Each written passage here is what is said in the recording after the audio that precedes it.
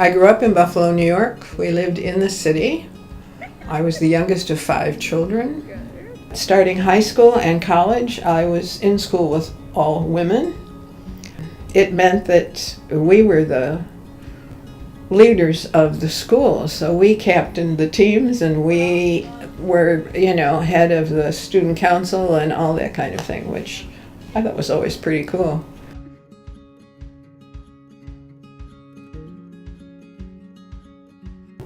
We were, as a school, politically aware. I remember as a freshman in high school, there was a Hungarian uprising, and we marched out in the neighborhood to support the people who were being persecuted in Hungary. And I loved that. It was a great time in my life. I was very active.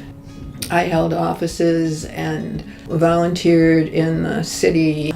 I graduated in '60, and I was married in the following '61, so I was a year out of college. When my former husband and I broke up, and the 4 children and I were alone, and I had to go to work, and we had to manage our household, and especially focus on their lives and their dreams and their activism and all the rest, I just kind of put everything on hold. I think there was just a powerful determination with all of us to achieve.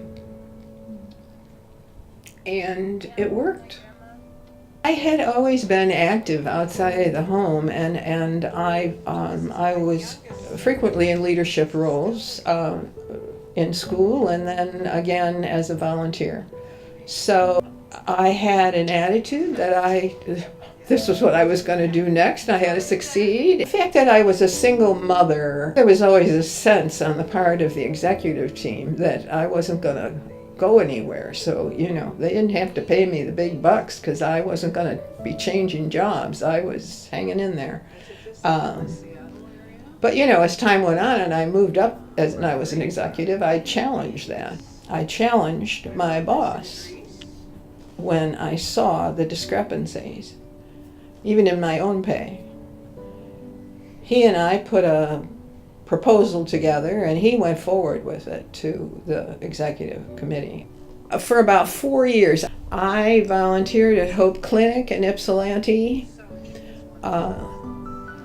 and I went every week for a half day, and I worked on their patient charts. It was a lovely time to meet the volunteers. Everybody's a volunteer, so doctors and nurses, and to see the great service they provide in their community. Nothing can surpass being a mom. Just nothing. I mean, I still love those kids, and I'm so grateful to them. I mean, they all turned out to be wonderful, contributing and successful adults. So that it's just lovely for me. Everything else, I loved all the challenges. I went to Egypt, I rode a camel up to the pyramids, then I climbed into the pyramids. I've walked across a rope bridge in Ireland that went across the ocean from island to island. I've had a great time. I'd like to think I'm a global citizen. When I was your age, I was in an all-girls school wearing a uniform with a pretty narrow life. So now, between life experiences and reading and all these groups of friends that I have that are all borderline wild sometimes, I just feel like I'm a part of the world. I have had remarkable life experiences. I am so grateful. It scares my kids a little now and then.